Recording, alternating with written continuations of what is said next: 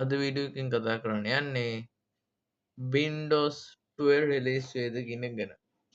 Windows 12 ගැන rumors එන්නේ 2023.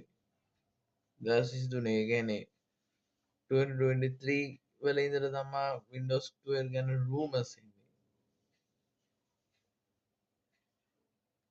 එන්නේ දැන්ට අවුරුදු දෙකක් වෙනවා Windows 12 ගැන rumors එන්න පටන් ගන්න.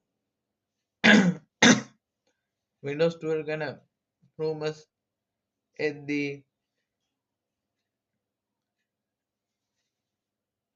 ටිකින් ටික කල් ගිය එකයි වෙන්නේ Windows 12 රිලීස් වෙන්න. දැන් මේ අවුරුද්දේ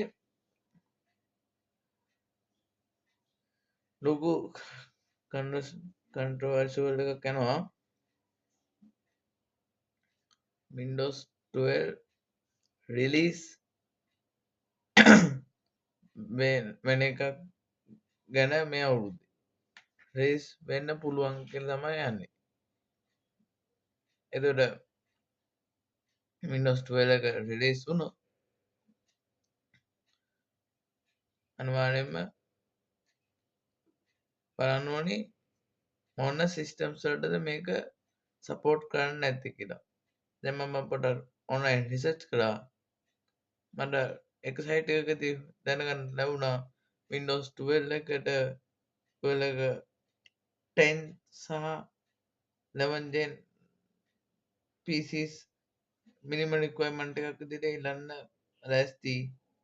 තරන්නේ මේ AMD 5000 series එකෙන් උඩ ඉල්ලන්න ලෑස්ති කියලා ඒ වගේ rumors මට දැනගන්න ලැබුණා.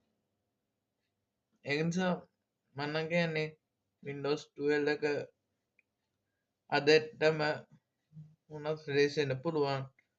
දැන් මේ අවුරුද්දේ ඔක්තෝබර් මාසේ Windows 10 එක